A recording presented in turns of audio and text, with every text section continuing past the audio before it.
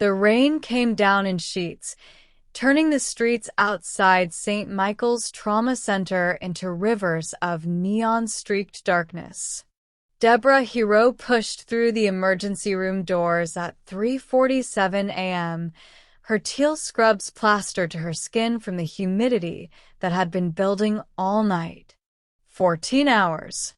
14 hours of nonstop chaos. 3 GSWs, a cardiac arrest that went sideways, and one teenage overdose whose mother kept screaming that her baby couldn't do drugs, while the toxicology report told a different story entirely. Her feet throbbed with the kind of pain that radiated up through her calves and settled deep in her lower back, and her eyes felt like someone had poured sand under the lids. She dug through her oversized tote bag, fingers finally closing around her phone. The screen was cracked, had been since she dropped it during that code last month, but she could still make out the rideshare app showing a black Mercedes waiting in the pickup zone. Through the downpour, she could barely see the outline of a sleek sedan idling maybe 40 feet away, its headlights cutting through the rain like searchlights. Perfect. She didn't have the energy to care about anything except getting horizontal, closing her eyes, and letting someone else worry about navigating this biblical-level storm. She yanked her hood up and ran, her sneakers immediately soaking through as she splashed through puddles that seemed to have materialized out of nowhere. The Mercedes was beautiful even in the rain. All clean lines and tinted windows that gave away nothing about who or what was inside. She grabbed the handle, pulled the door open, and practically fell into the back seat, gasping as the warmth hit her like a physical thing. Jesus Christ, thank you, she breathed, sinking into leather that felt like butter and smelled like cedarwood and something darker, something expensive she couldn't name. I thought I was gonna wash away out there. Just take me to 1247 Brookside Avenue, the red brick building on the corner with the broken gate. She didn't wait for confirmation, already pulling out her earbuds with one hand while the other rummaged for the granola bar she was pretty sure was somewhere in her bag. The car was nicer than any rideshare she'd ever taken. Hell, nicer than any car she'd ever been in, period. But exhaustion had murdered her curiosity somewhere around hour 10 of her shift. Maybe the driver moonlighted in luxury vehicles. Maybe he was trying to impress someone. Maybe she didn't give a single damn because her bed was calling her name like a siren song. The partition between the front and back was up, the glass so dark she couldn't even make out the driver's silhouette. And she didn't register the figure sitting in the seat beside her. Perfectly still, perfectly silent, until she'd already buckled her seatbelt and let her head fall back against the headrest like a stone dropping into water. Her eyes cracked open for just a second, just long enough to catch the profile of a man in what looked like a pale dress shirt, his features sharp and sculpted in the shadows thrown by the streetlights outside. She should have said something. Should have apologized for not seeing him. Should have asked if this was some kind of shared ride situation she hadn't agreed to. But her body had already made the decision for her. The warmth radiating from the heated seats, the gentle purr of the engine, the rhythmic percussion of rain against the roof, it all conspired to drag her under. Her eyelids grew heavy, impossibly heavy, and before she could form another coherent thought, before she could do anything except take one more breath, Deborah Hero was asleep. Thank you for sticking around with me, my wonderful story family. If you're already hooked on today's story and ready to enjoy it, click subscribe and let me know in the comments where you're watching from, because tomorrow I will be giving you another story just as interesting as this one. and you don't want to miss it. Now let us begin. The silence in the Mercedes stretched like pulled taffy as Park Hyun-jin considered the question he had no intention of answering. The woman, Deborah, according to the ID badge he could now read clearly, was staring at him with those intelligent, suspicious eyes, waiting for an explanation that would make sense of why a man in $1,000 shirt was idling outside a trauma center in the middle of the night. Business, he said finally, which was technically true. Nothing that concerns you. She didn't look convinced, but she also didn't push, which told him she was smarter than her earlier mistake suggested. Smart enough to recognize when curiosity might get her hurt. Smart enough to take the lifeline he was offering and swim for shore without looking back. The car turned onto Brookside Avenue, and Hyun-jin watched her shoulders drop half an inch as familiar territory slid past the windows. Relief. He understood that feeling, though it had been years since he'd experienced it himself.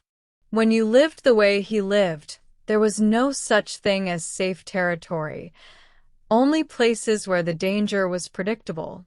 Some pulled up in front of a building that had seen better decades, its red brick facade stained with age and neglect. The broken gate she'd mentioned hung at an angle, and half the security lights in the parking lot were dead. Hyun-jin filed the details away automatically, cataloging vulnerabilities he would never need to exploit.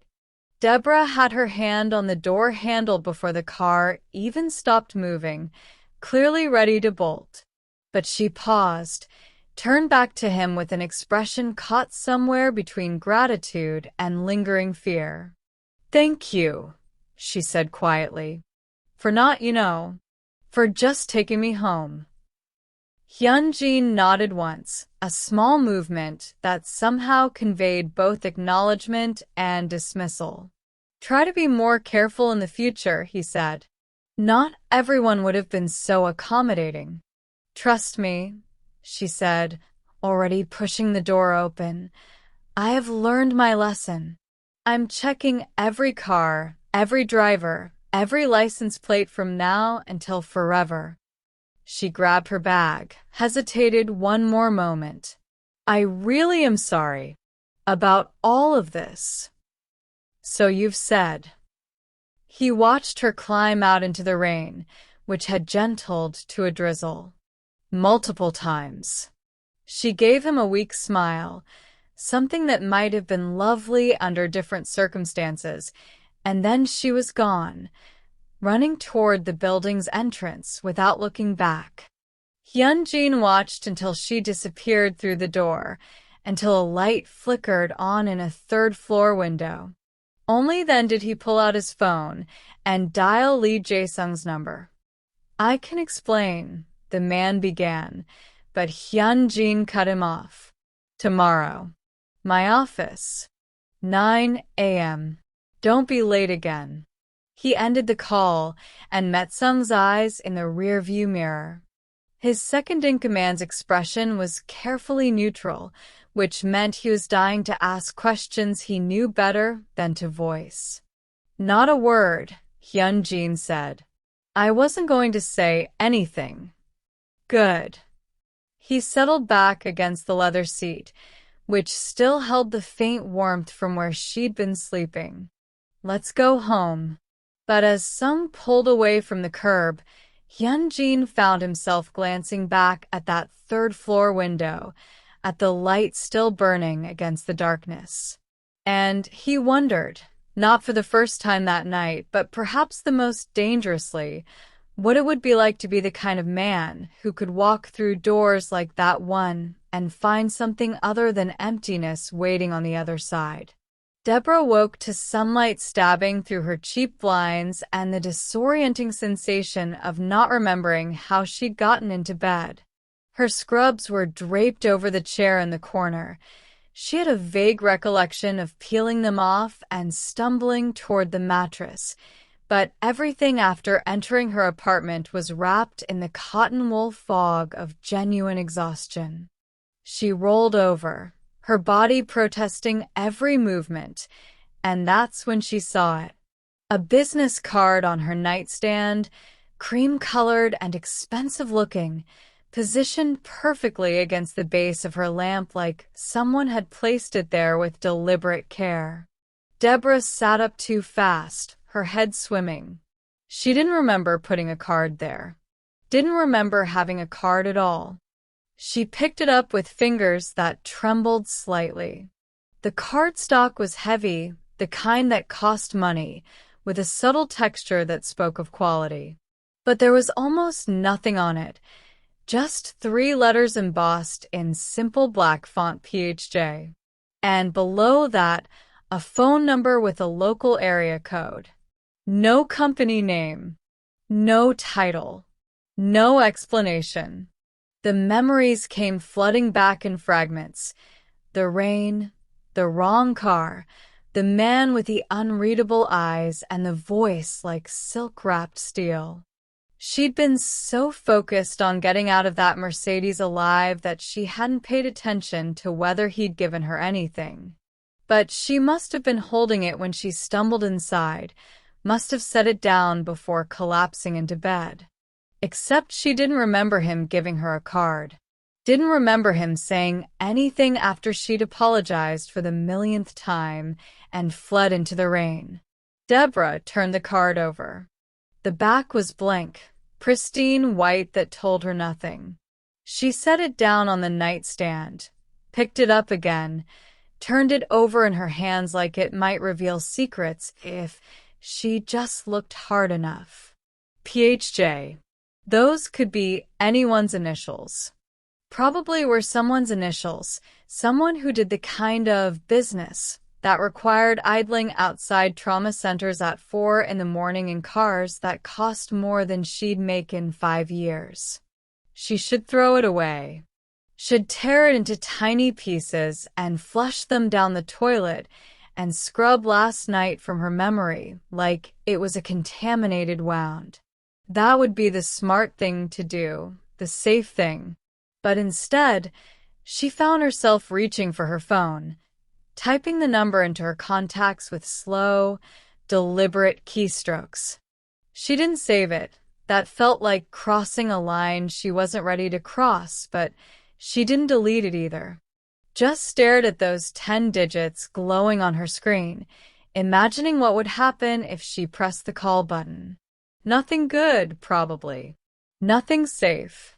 Her phone buzzed with a text from her coworker Shanice. "Girl, you alive? You looked like death when you left last night." Deborah typed back with thumbs that felt clumsy. "Barely. Went straight to bed. Today's my day off, and I'm not moving until tomorrow." Another buzz. "Good. You earned it. Rest up. We need you sharp for Monday's shit show." Deborah set her phone down next to the business card, the 2 objects sitting side by side like opposing forces. Her normal life, and whatever the hell last night had been. She picked up the card one more time, held it up to the light like she might find a watermark or hidden message. But there was nothing. Just those 3 letters and a phone number that felt like a door she didn't have the courage to open. Not yet, anyway. She slipped the card into the drawer of her nightstand, burying it under old receipts and loose change and the instruction manual for a blood pressure cuff she'd bought online. Out of sight but not gone, like a secret she was keeping from herself. Then she fell back against her pillows and tried very hard not to think about cedarwood and dark eyes and the way danger could feel like safety when you were tired enough to stop asking questions. Deborah was restocking the crash cart in Trauma Bay 3 when Shanice appeared in the doorway with an expression that meant trouble. "Girl, there's someone here to see you." And by someone, I mean a whole-ass situation in a suit that probably costs more than my car. Deborah's hands stilled on the intubation kit. What? Front desk. Says he has a business proposition for you. Shanice's eyes were wide with barely contained curiosity. He's been standing there for 10 minutes like he owns the place, and security keeps circling, but nobody's got the balls to tell him to leave. Who is he? The business card. The initials. 5 days of trying to convince herself she'd imagined how dangerous he'd looked in the dim light of that Mercedes. I'll be right there, Deborah said, her voice steadier than she felt. She found him exactly where Shanice had said, standing near the reception desk in a charcoal suit that fit him like it had been tailored to his exact measurements, which it probably had. Park Hyun-jin looked exactly as she remembered, and somehow worse in the fluorescent hospital lighting, sharp-featured, perfectly still, and completely out of place among the controlled chaos of the ER. He saw her, and something flickered across his face, recognition, maybe satisfaction, before settling back into that unreadable mask. Ms. Hiro, he said like they were old acquaintances meeting for coffee. Do you have a moment?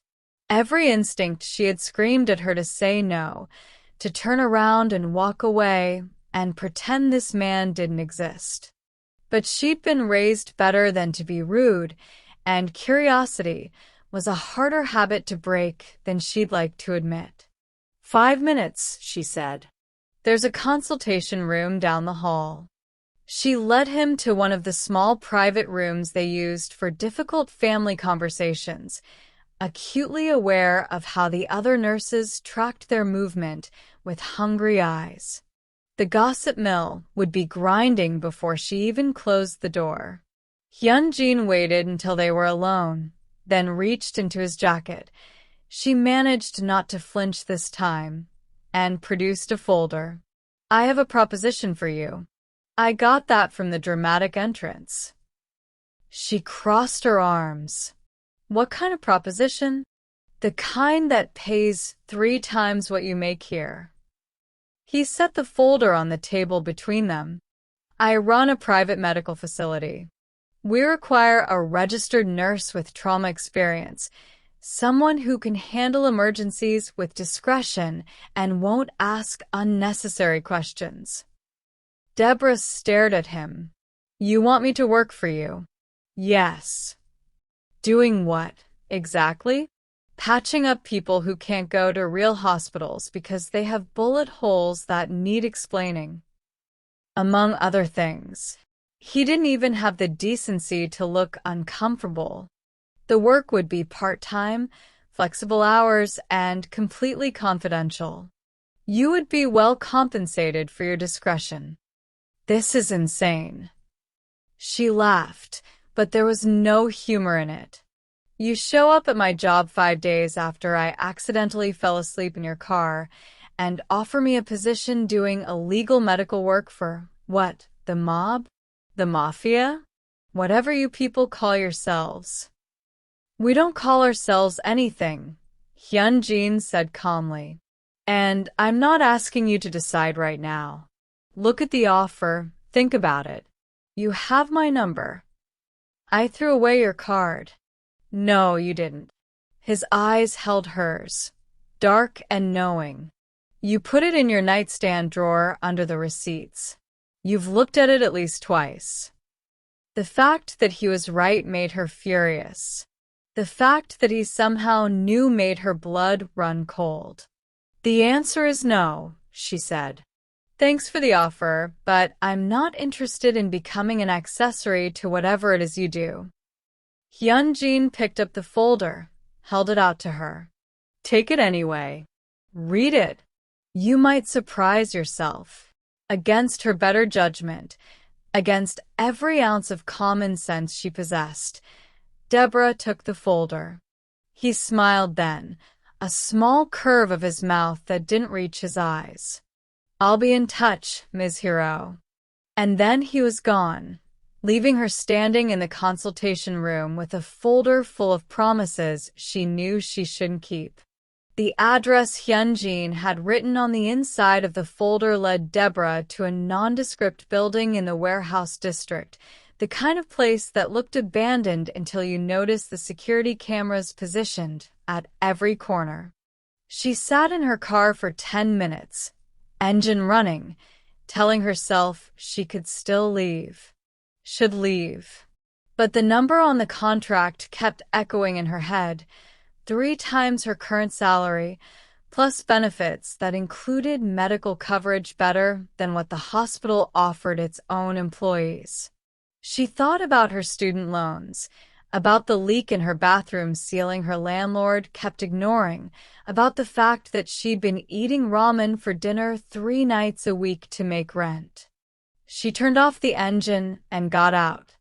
Hyunjin was waiting in the lobby, if you could call the sparse, immaculately clean space a lobby. No receptionist, no signs, just expensive minimalism and the faint smell of antiseptic. "You came," he said, and she couldn't tell if he was surprised or if he'd known all along she would. "I came to look," Deborah corrected. "That's all. No promises."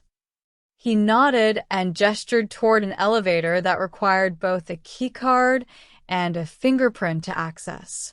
They descended 2 floors in silence, and when the doors opened, Deborah forgot how to breathe.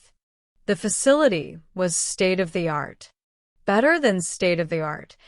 It was the kind of setup she'd only seen in teaching hospitals with multi-million-dollar donors. There were 3 fully equipped exam rooms, a surgical suite that looked like it belonged in a level 1 trauma center, and enough advanced diagnostic equipment to make her current ER look like a field hospital. "We have an anesthesiologist on call," Hyunjin said, watching her take it all in. "A surgeon who consults remotely when needed. But for most cases, we need someone who can handle emergency care independently. Someone with steady hands and a strong stomach." Deborah walked through the surgical suite, her fingers trailing over the equipment. Everything was top of the line, perfectly maintained, and clearly used regularly. "How many patients do you see?" "That varies. Some weeks, none. Other weeks." He paused. "More." She turned to face him. "I need to know what I'm agreeing to. I need to understand exactly what kind of injuries I'd be treating and why these people can't go to a real hospital." "The injuries are what you'd expect. Gunshot wounds, stab wounds, broken bones that resulted from unfortunate accidents. As for why they can't seek traditional care," Hyunjin's expression remained neutral. "Let's just say that police reports would complicate their lives in ways they'd prefer to avoid. So, I'd be aiding and abetting criminals. You'd be providing medical care to people who need it. What they've done to need it isn't your concern." Deborah walked to the supply cabinet, opened it. Fully stocked with everything from basic bandages to medications that required special licensing to possess. "I have conditions," she said, not looking at him. "I'm listening. No children. I don't care what the situation is. If someone brings in a kid who's been hurt because of this life, I call the police. Non-negotiable." "Agreed. No sexual assault cases. You find someone else for that, or you take them to a real hospital." "Also agreed." She turned back to him. "And if someone comes in here who I think is going to die without proper hospital care, a level of trauma I can't handle with this equipment, I reserve the right to call 911. You can be pissed about it, you can fire me, but I'm not watching someone bleed out because you're worried about police involvement." Hyunjin studied her for a long moment. "Those are reasonable boundaries. I can work within them. One more thing." Deborah crossed her arms. "I need to know your real name." not initials on a business card. If I'm going to do this, I need to know who I'm working for. Park Hyun-jin, he said. And you're not working for me, Ms. Hiro. You're working with me. There's a difference. She didn't believe that for a second, but she also didn't argue. Instead, she looked around the pristine facility one more time, thought about the contract still sitting in her car, and made a decision that would either save her financial future or destroy everything else. When do I start? The first 3 weeks were purely professional. Deborah treated 2 gunshot wounds, one compound fracture that made her wonder what the other guy looked like, and a knife wound that barely missed the femoral artery. She asked no questions, documented everything in encrypted files she couldn't access outside the facility, and collected paychecks that felt obscene compared to the work she did at St. Michael's. Hyun-jin was there for most of it, watching from the doorway or sitting in his office adjacent to the surgical suite. He never interfered, never questioned her judgment, but his presence was constant, a dark star she found herself orbiting without meaning to. It was during the 4th week, after she'd spent 2 hours repairing a laceration on a man who'd clearly lost an argument with broken glass, that things shifted. She found Hyun-jin in the small break room, staring at a cup of coffee that had gone cold. "You should go home," she said, stripping off her gloves. "It's almost 2 in the morning. So should you." He didn't look up. Yet here we both are. She poured herself coffee from the pot that was always fresh, always perfect. "The difference is I'm here because someone paid me to be. Why are you here? Someone has to make sure the facility runs smoothly. You have people for that." She sat down across from him, surprising herself. "You have people for everything. So, why do you show up for the midnight stabbings and the 3 a.m. emergencies?" Hyun-jin finally met her eyes. "Why do you work double shifts at St. Michael's when you're already exhausted?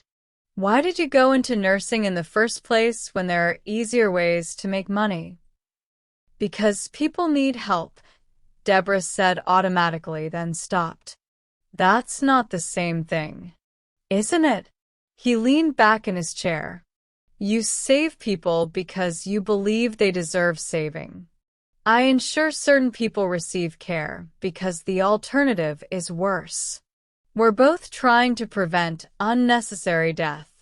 The methods differ, but the goal is surprisingly similar."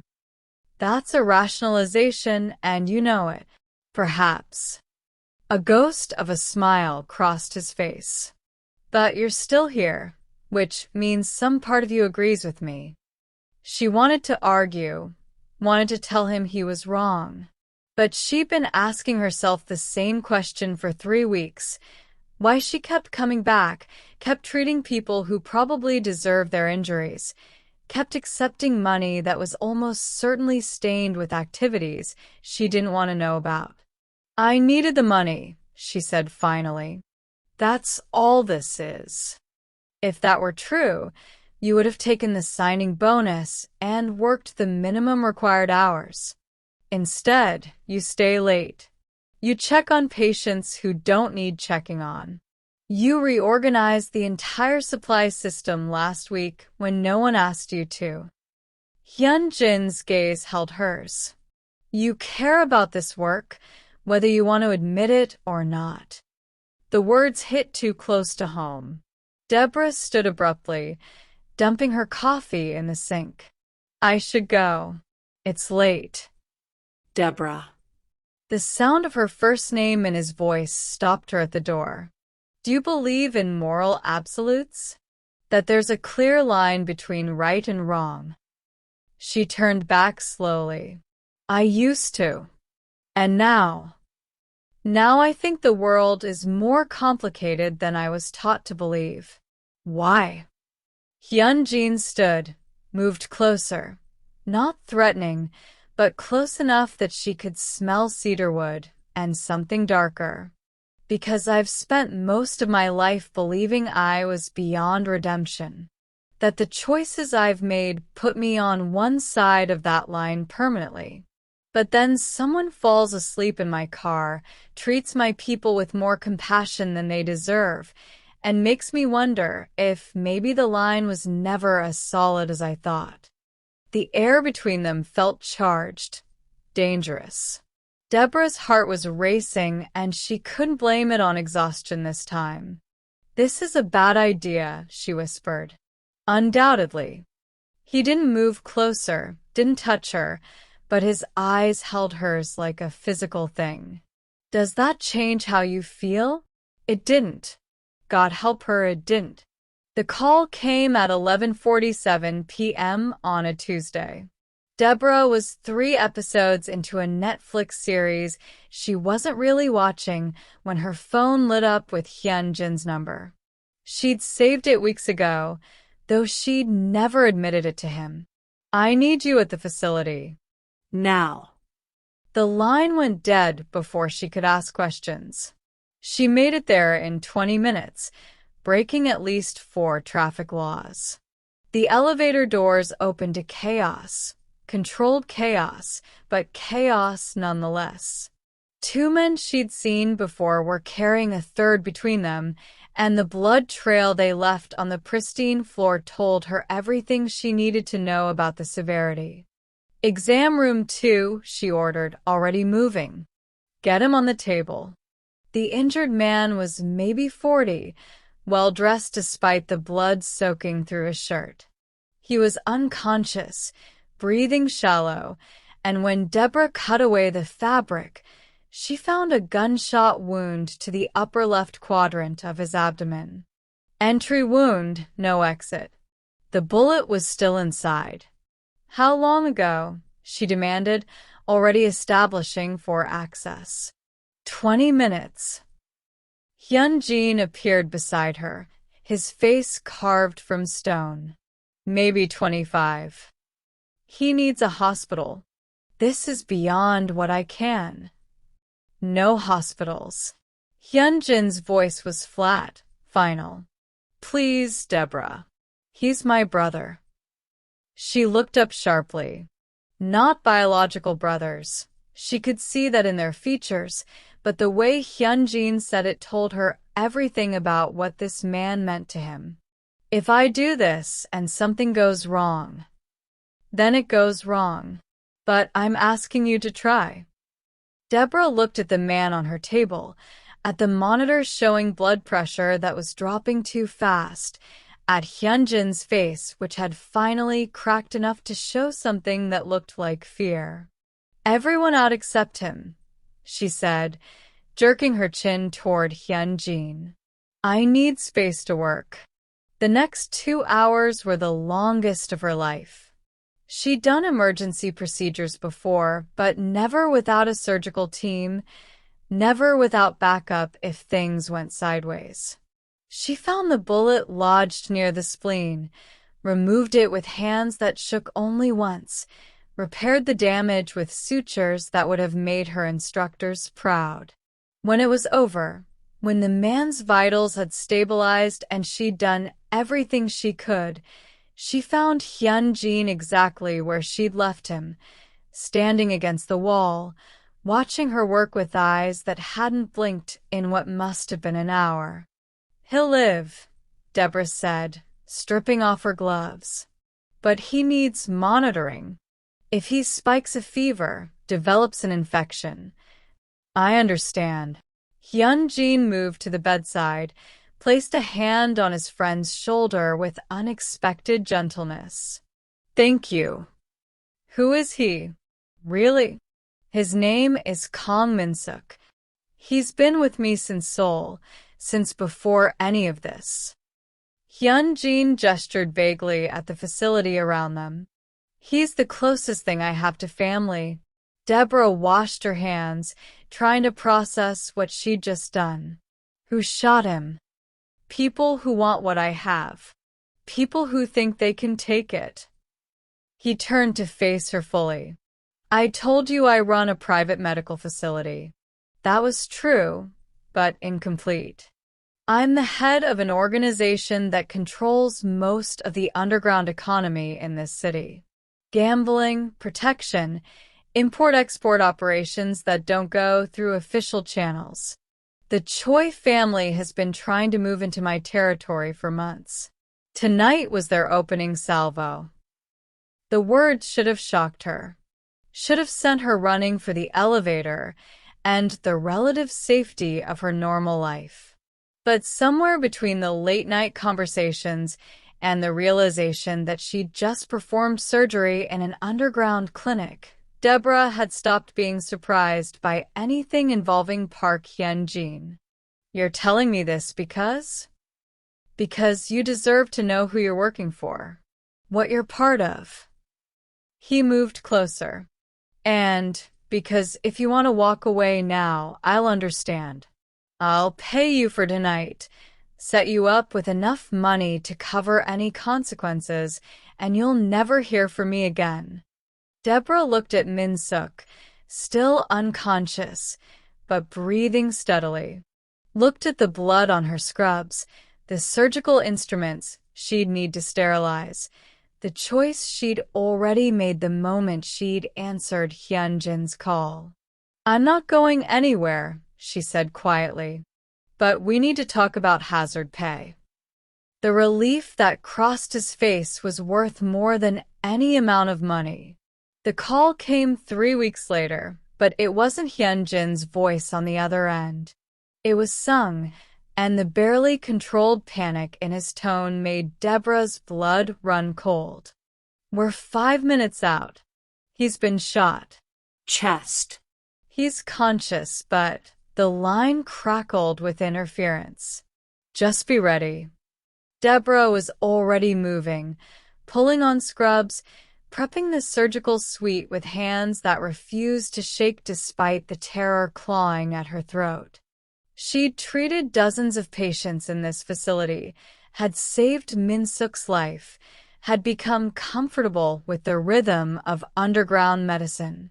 But this was different. This was Hyun-jin. When the elevator doors opened, 3 men carried him in. His shirt was soaked through with blood, his face pale, but his eyes, those dark, unreadable eyes, found hers immediately. Exam room 2, she said, her voice steady through sheer force of will. Now. They got him on the table, and she cut away his shirt, revealing an entry wound 2 inches below his left clavicle. Close to the heart. Too close. Her hands moved automatically, starting in 4, getting him on oxygen, but her mind was screaming that this was beyond her capability, that he needed a trauma surgeon and a hospital and… Deborah. His voice was weak but firm. Look at me. She met his eyes. You can do this, he said. I trust you. Those 3 words steadied her more than any medical training ever had. She turned to Sung. I need the anesthesiologist. Now. And someone needs to tell me if we're expecting company, because if I'm going to be working, I need to know whether to expect bullets coming through that door. The Choi family knows we're wounded, Sung said grimly. They'll come. We have maybe an hour before they figure out where we are. Then you better make sure they don't get in. Deborah looked at the monitors, at Hyunjin's dropping blood pressure, at the reality that she was about to perform thoracic surgery in an underground clinic while a gang war played out above her head. Everyone out except the anesthesiologist. I need to work. The next 40 minutes existed outside of time. She made the incision, opened his chest cavity, found the bullet lodged dangerously close to the pulmonary artery. One wrong move, and he'd bleed out faster than she could control it. Her hands were steady, her mind clear. Every lesson from trauma training crystallizing into this single moment. She heard gunfire above them, distant at first, then closer. Heard shouting in Korean, the sound of breaking glass. But she didn't look up, didn't let herself think about anything except the bullet she was extracting with forceps that felt inadequate for the task. Got it. She dropped the bullet into a metal tray with a sound that seemed too small for something that had nearly killed him. Then she was repairing the damage, working faster than she'd ever worked, stitching and cauterizing while his blood pressure fluctuated on the monitors like a harbinger of disaster. The gunfire stopped. Deborah tied off the final suture and stepped back, her scrubs soaked with his blood, her hands shaking now that the crisis had passed. Hyun-jin was stable, not safe, not out of danger, but alive and breathing on his own. Sung appeared in the doorway, blood on his shirt that probably wasn't his. We need to move him. The Choi family retreated, but they'll be back with reinforcements. He can't be moved, Deborah said. Not for at least 6 hours. Maybe longer. We don't have 6 hours. Then I guess you better find a way to buy them.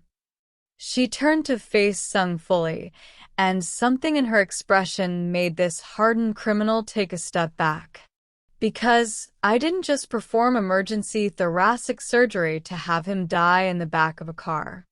He stays here until I say he's stable enough to transport. Sung looked at her for a long moment, then nodded and disappeared. Deborah sank into the chair beside Hyun-jin's bed, took his hand carefully to avoid the foreline. His fingers were cold, but they tightened around hers with surprising strength. Still here, he murmured, eyes still closed. Still here, she confirmed, and realized she was crying. You scared the hell out of me. Sorry. The corner of his mouth lifted slightly. Hazard of the profession. This isn't funny, Hyun-jin. You could have died. You still could. But I didn't. His eyes opened, found hers. Because of you. Deborah should have seen it coming. Should have realized that saving Hyun-jin's life had painted a target on her back bigger than any amount of discretion could hide. But she'd grown comfortable in the routine of her double life. Days at St. Michael's, nights at the facility, and the increasingly rare moments in between spent in Hyun-jin's presence, talking about everything and nothing while pretending they weren't falling into something neither could afford. They took her on a Thursday morning in the hospital parking garage. Professional, efficient, a black van and 3 men who knew exactly what they were doing. She didn't even have time to scream before the chloroform-soaked cloth pressed against her face, and the world dissolved into chemical darkness. She woke in a basement that smelled like mildew and old blood, zip-tied to a metal chair with her head pounding and her mouth tasting like copper. A man sat across from her, 50-ish, with silver threading through his hair and a smile that didn't reach his eyes. Ms. Hiro, he said in accented English. I apologize for the dramatic introduction. My name is Choi Dongwook. I believe you know why you're here. Deborah's nursing training kicked in automatically. Assess the situation, prioritize threats, maintain calm. I'm a nurse. I don't know anything about whatever business you have with. Please. Choi held up a hand. We both know you're much more than just a nurse. You're the woman who saved Park Hyun-jin's life.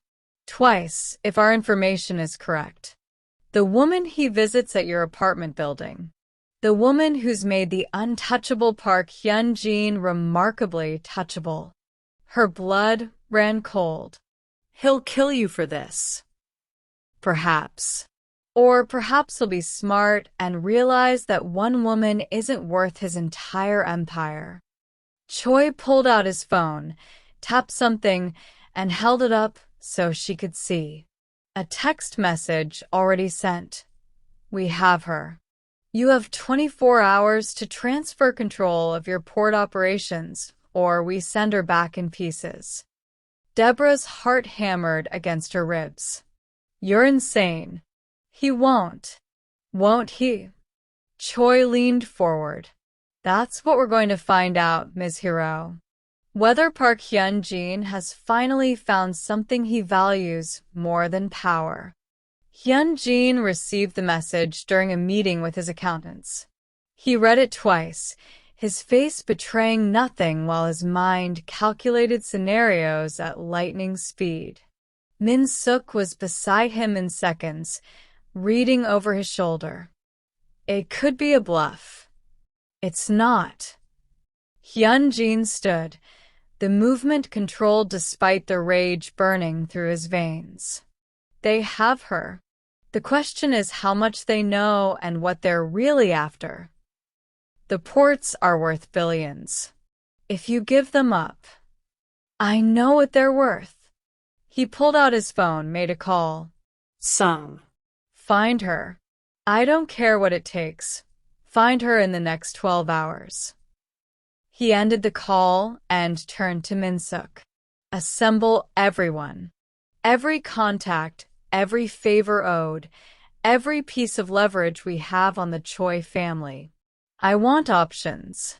And if we can't find her in time, if they want the ports as the price. Hyun-jin looked at his oldest friend, the man who'd been with him since the beginning, who'd helped him build this empire from nothing. Then they get the ports. Min-suk's eyes widened. You can't be serious. Everything we've built can be rebuilt. Hyun-jin's voice was quiet, final. She can't. You give up everything? For a woman you've known for 3 months. I'd give up everything for the woman who made me want to be something other than this. He gestured at the opulent office around them, at the empire that suddenly felt like a cage. Find her, Min-suk. Because if the Choi family harms her, there won't be negotiations. There won't be deals. There will only be war, and I will burn their entire organization to ash. Min-suk had never heard that tone in Hyun-jin's voice before. Not rage, but something colder and infinitely more dangerous. Promise. I'll find her, Min-suk said. We'll bring her home. But as he left to mobilize their resources, both men knew the truth. Sometimes, you had to choose between the empire you'd built and the person who'd made you remember why empires never filled the emptiness. And Park Hyun-jin had already made his choice. They found her in 18 hours. Not through intelligence or leverage, but through sheer brute force.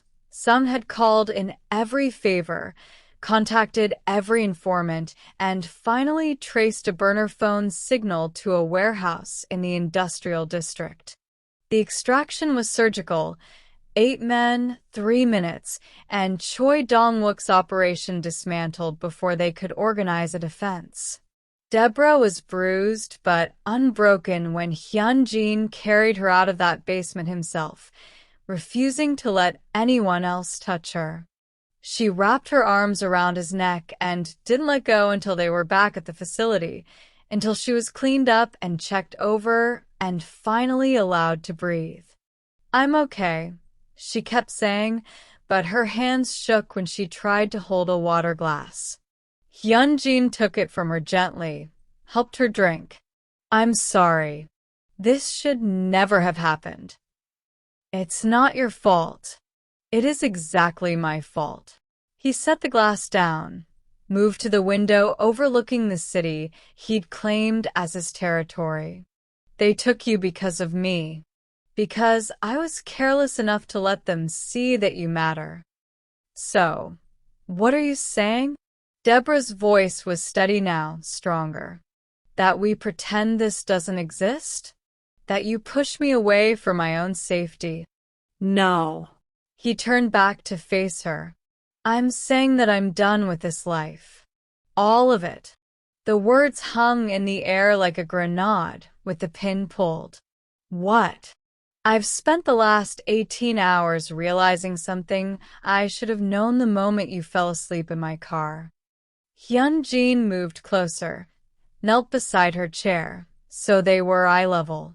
Power means nothing if it costs me the only person who's ever made me want to be better than what I am. The empire, the territory, the reputation. I'd burn it all down if it meant keeping you safe. Deborah stared at him. You can't just walk away from this. They'll come after you. Not if I do it right. He took her hands carefully, mindful of her bruised wrists. I've already started transferring operations. Min-suk gets the legitimate businesses. Sung takes the port operations. The rest gets divided among people I trust, with enough leverage built in that they'll maintain the peace without me. And you? I become nobody. We become nobody. His eyes searched hers. I have resources they don't know about, accounts in banks that don't ask questions, contacts who owe me favors that can't be traced. I can disappear, and I can take you with me. New names, new lives, somewhere far away from all of this. You're serious? It wasn't a question. I've never been more serious about anything in my life. His thumbs traced circles on her palms. I'm asking you to leave everything behind. Your job, your apartment, your identity. I'm asking you to trust me enough to build something new from nothing. And I know it's insane. I know I have no right to ask after what you've been through. Yes. Hyunjin stopped mid-sentence. Yes. Yes, I'll go with you. Deborah pulled him closer, pressed her forehead against his. I realized something in that basement. When I thought I might never see you again, when I thought this might be how it ends, I realized that I don't want the safe choice anymore. I don't want the predictable life. I want you, and whatever tomorrow looks like if we're in it together. He kissed her then, gentle and desperate, and full of promises neither of them knew if they could keep. When they finally pulled apart, Deborah was crying and smiling at the same time. When do we leave? 3 days. I need to finalize the transfers. Make sure everyone's protected.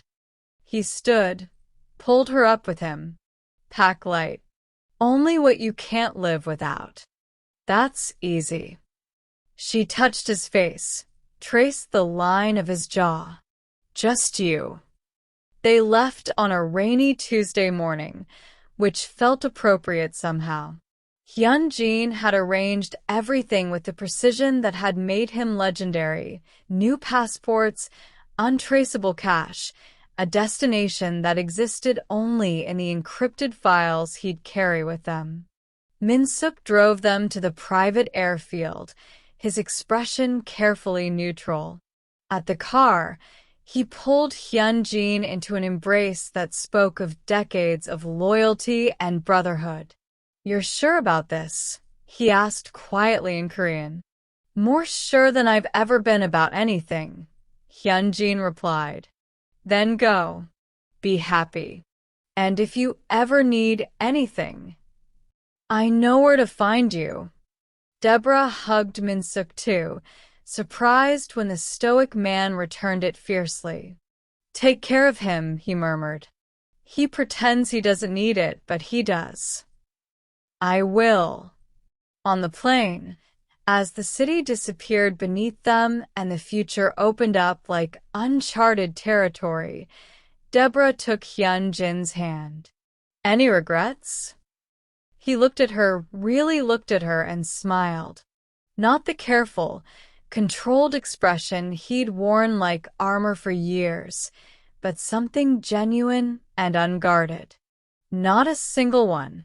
And as they flew toward tomorrow, toward redemption and second chances and the terrifying freedom of starting over. Both of them finally understood what it meant to choose love over legacy, hope over power, and each other over everything else. The empire Park Hyun-jin had built would survive without him. But for the first time in his life, he'd found something worth more than survival. He'd found a reason to live. Thank you for watching this amazing story to the end. Please click on subscribe for more interesting stories.